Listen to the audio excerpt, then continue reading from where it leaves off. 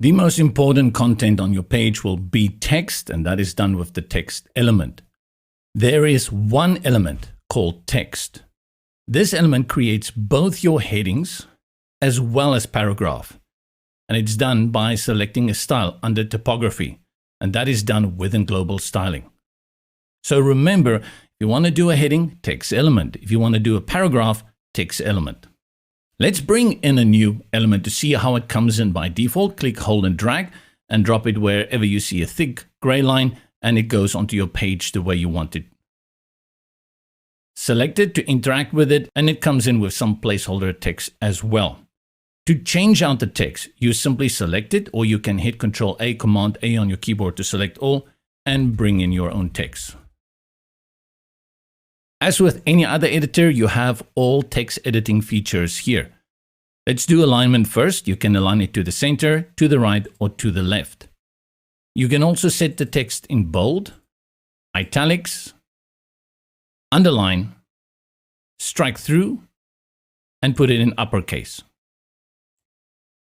Text can also be linked. The entire element can be linked to a URL, another block on the page, a download file, or create a pop-up, or you can select just part of the text and only link that part. Whenever you are doing this styling, you do not need to select all the text. You can simply just put the cursor anywhere inside that text. For that, we can go to typography, and if I change out from any of these fonts that we have here, you will see that it applies to all of the text. That's also for the size,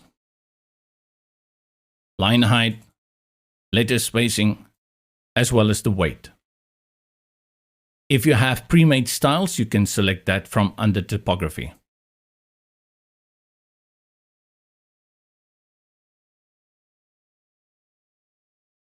You'll note that the text element comes in by default set to the paragraph typography. To change this out, you will go to your styling and change out the paragraph default here within the global styling. Colors allow you to change the color of the text, and you can also bring in a shadow and even apply a mask if you're creating big, bold headings.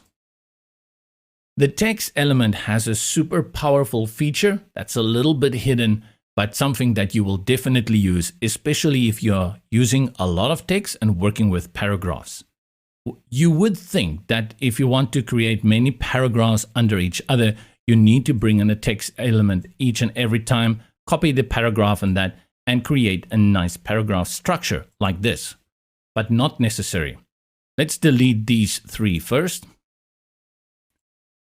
And we go to this text element, put it in bold, and like before, any changes we make, you know that we just need to put the cursor there and it will apply to all of the text.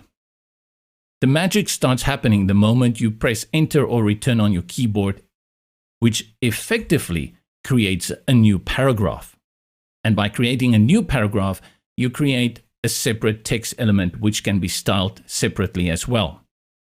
Select the top one again. Remember, there's a line break over here. Put your cursor anywhere in the top two lines, and let's put it on bold. Note that only this sentence became bold and not this one, because the element actually sees this as a separate element within this element. Let's choose the one at the bottom, select bold, and you see only this one is applied. Once you have created paragraphs and you want to apply any of these styles to all of them, you do need to select all of the text. You can do that with the shortcut key like Ctrl A, Command A. And now when I select B for bold, you will see all the text is affected. This also applies to other settings. Let's go to color. First select this top line. We go to color and choose the blue, and you'll see it only affects the top line. If you want to change all the text color at the same time, select them all and change out their color. Another feature opens up for you when you are creating these paragraphs. Let's enter and create two more lines. I'll just make this a capital T and this one also. Now we can create lists. Select all the text, and from the options toolbar, select next to our alignment for list.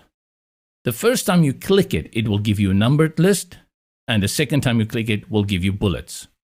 The third time will revert back to no lists. Create designs that look very intricate, just like this one, but actually took very little work to accomplish. If you need some more inspiration, simply go to the pre-made blocks and have a look at all the feature blocks there on what you can do with text elements. A final cool feature within text is the gap above and gap below feature. Let me show you how that works. We bring in a new text element. And what I will do is copy this text.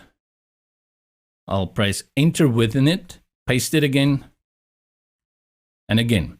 So we have 4 paragraphs there. And with the gap above or gap below feature, we can truly create paragraph layouts. Select all the text and then go to the settings in the toolbar, and you can set the gap above here in pixels. And you can also add a gap below. Great ways to structure your text and add some space and easily create good looking paragraphs.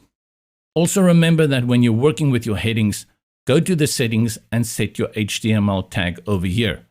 You can set this independently from the text element, but by default, whatever you are using over here under typography, heading 1 will be assigned to H1, heading 2, H2, and so on. But you can delink that from it if you want this H1 heading to actually be an H2. Before we exit this tutorial, remember to always go and check on your tablet and mobile displays at how text will look. That's crucial, especially for your headings. Text gives you the following settings that you can use when you're making responsive design that will not affect the other displays. That is your typography as well as your alignment.